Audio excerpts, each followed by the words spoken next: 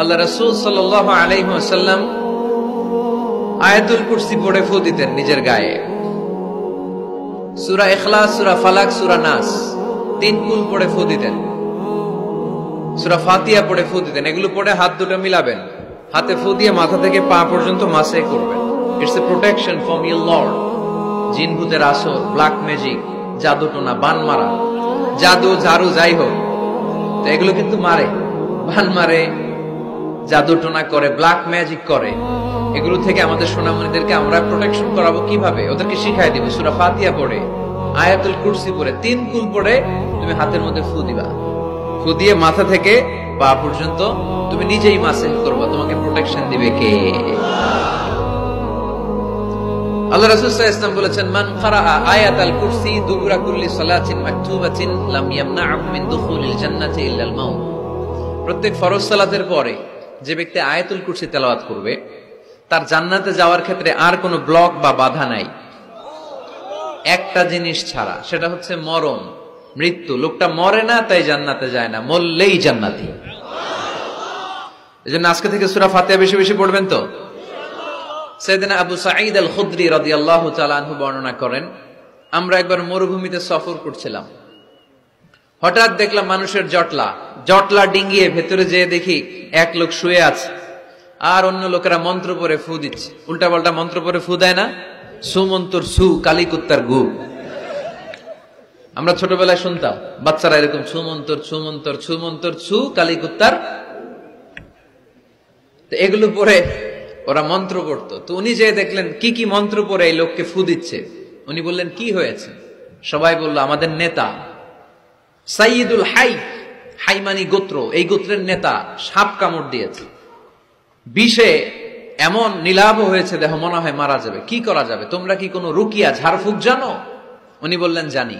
তাহলে আসো একটু ঝাড়ফুঁক করো। উনি বলল, শর্ত আছে, আমাদেরকে ছাগল দিতে হবে, 1 পাল ছাগল। আরেক বর্ণনায় এসেছে 30টারও অধিক ছাগল।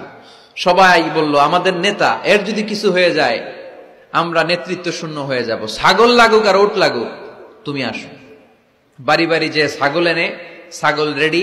সাইয়েদনা আবু সাঈদ আল খুদরি রাদিয়াল্লাহু তাআলা আনহু পড়তে আরম্ভ করলেন, আলহামদুলিল্লাহি রাব্বিল আলামিন আর রহমানির রহিম মালিকি ইয়াউমিদ্দিন ইয়্যাকা না'বুদু ওয়া ইয়্যাকা নাস্তাঈন اهدنا الصراط المستقيم صراط الذين أنعمت عليهم غير المغضوب عليهم ولا الضالين। পড়েন আমিন। উনি এটা পড়ে ফু দিলেন। ফু দিতে দেরি, মুহূর্তের মধ্যে সোয়া লোকটা বসে গিয়েছে। আবার ফু দিছে, এবার দাঁড়ায় গেছে। আরেকবার ফু দিছে, হাঁটতে শুরু করছে, একেবারে সুস্থ। সবাই তো অবাক, টাসকি খেয়ে গেছে। আবু সাঈদ আল খুদরি রাদিয়াল্লাহু আনহু বলে, টাসকি পরে খাও, আগে ছাগল দাও। কারণ ছাগল দেওয়ার কন্ডিশন ছিল না, ওরা ছাগল নিয়ে আসছে। সাইয়েদনা আবু সাঈদ আল খুদরি রাদিয়াল্লাহু তাআলা আনহু আনন্দে এবার ছাগল নিয়ে সাহাবাদেরকে নিয়ে রওনা। পথিমধ্যে লেগেছে প্রচন্ড ক্ষুধা, তখন তারা কয়েকটা ছাগল জবাই করে খেয়েছে। খাওয়ার পরে পেট যখন ঠান্ডা, তখন ব্রেইন সচল। উনি চিন্তা করতে আরম্ভ করলেন, হায় রে, কোরআন দিয়া ঝাড়ফুঁক করে যে ছাগল নিয়ে আসলাম, ওটা যে খাইলাম, এই ছাগল নেওয়া জায়েজ হয়েছে কিনা এই মাসালা তো নবীরে জিজ্ঞেস করি নাই, কিন্তু ছাগল তো অলরেডি পেটে যায় হজম। কি করা? মদিনাতে যে জিজ্ঞেস করবো। মদিনায় যেই আল্লাহ রাসূল সাল্লাল্লাহু আলাইহি ওয়াসাল্লামের দরবারে যে জিজ্ঞেস করলেন, ইয়া রাসূলুল্লাহ, এমন এমন ঘটনা, ঝাড়ফুঁক করে আমরা ছাগল এনেছি, এটা কি জায়েজ হয়েছে? আল্লাহ রাসূল সাল্লাল্লাহু আলাইহি ওয়াসাল্লাম বলে, জায়েজ হয়েছে মানে? অবশ্যই জায়েজ হয়েছে। কোরআনের দাম বাড়ায় দিয়ে আসছো মিয়া, ছাগল কিছু থাকলে আমার ঘরেও পাঠায়। সুবহানাল্লাহ পড়তে পারলেন না?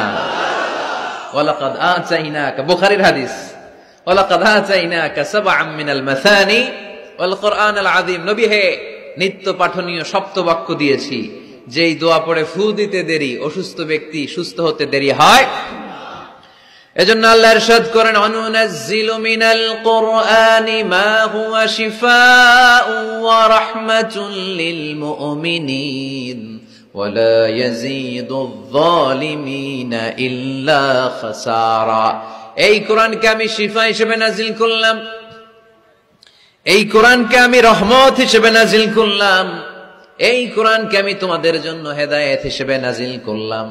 তোমাদের কোরআন রহমত এনে দিবে, বরকত এনে দিবে, শিফা এনে দিবে, কিন্তু জালেমদেরকে কিছু এনে দিবে না। ঠিক কি না? ওয়ালা ইয়াজিদিয যালিমিনা ইল্লা খাসারা। জালিমদের অকল্যাণ করবে, জালিমদের কল্যাণ নাই এই কোরআনে। জালিম যদি হেদায়েতের নিয়তে কোরআন পড়ে তাহলে কল্যাণ পাবে, তা না হলে কল্যাণ পাবে না। তো এখন থেকে আমরা যদি অসুস্থ হয়ে যাই, যেই সূরাটা পড়ে আমরা ঝাড়ফুঁক করব, সূরাটার নাম আরো জোরে বলেন, ফাতিহা। আসলে প্রতিদিন এই সূরাটা পড়ি, এই সূরাটার তাৎপর্য কি, মর্মবাণী কি আমাদের জানার দরকার আছে না? কিন্তু আমরা অনেকেই জানি না। জানি আরব বিশ্বে দেখবেন ওনারা যখন তারাবির সালাত পড়ে, আযাবের আয়াত আসলে কাঁদে, জান্নাতের আয়াত আসলে দরাজ গলায় তেলাওয়াত করে। আপনারা কি করেন? আমরা করি না। কারণ ওনারা কি পড়ছেন সেটা তাৎপর্য আর মর্মবাণী ওনারা অনুভব করছেন। গত বছরের আগের বছর না গত বছর আমি হজে শাইখ আব্দুর রহমান আসুদাইসির পেছনে নামাজ পড়লাম।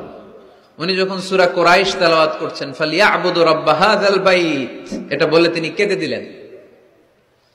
কারণ উনি অর্থ বুঝতে পেরেছেন, আয়াতের অর্থ ফালিয়াবুদু রাব্বা হাযাল বাইত, এই কাবা ঘরের মালিক আল্লাহর ইবাদত করো, এই ঘরের রবের ইবাদত করো। আর ওই ঘরের সামনে দাঁড়িয়ে উনি ইমাম, উনি ওই ঘরের সামনেই দাঁড়ানো আর পড়তেছে এই ঘরের রবের ইবাদত করো। এটা যখন অনুভব করলেন উনি আর নিজেকে ধরে রাখতে পারলেন না, উনি কান্না জুড়ে দিলেন। উনার পেছনে আমরাও কাঁদতে লাগলাম, কারণ ইমাম যেদিকে মুসল্লিও সেদিকে, উনিও কাঁদে আমরাও কাঁদি, কারণ অর্থ বুঝতেছি তো।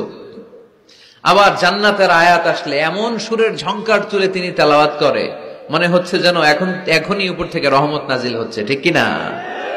কিন্তু আমরা যখন তারাবির সালাত পড়ি, আমাদের কখন যে আযাবের আয়াত গেল, কখন যে জান্নাত গেল, আর কোন দিক দিয়ে জাহান্নাম গেল, কোন দিক দিয়ে ইউসুফ নবীর কাহিনী গেল, কোন দিক দিয়ে আমার নবীর ঘটনা গেল, কিছু টের পাই? শুধু আমরাই টের পাই না এমনটা না, যিনি পড়াচ্ছে উনিও টের পায় না। ঠিক কিনা? এজন্য আমাদের চোখ দিয়ে দাঁড় দাঁড় করে পানি নামে না, আমরা অশ্রুসিক্ত হই না। জান্নাতের আয়াত আসলে আমাদের মজা লাগে না, কোরআনটারে মজা লাগাইতে হবে। ঠিক কিনা? বুঝতে হবে মাতৃভাষায়। স্মার্টফোন ইউজ করেন কারা কারা দেখি?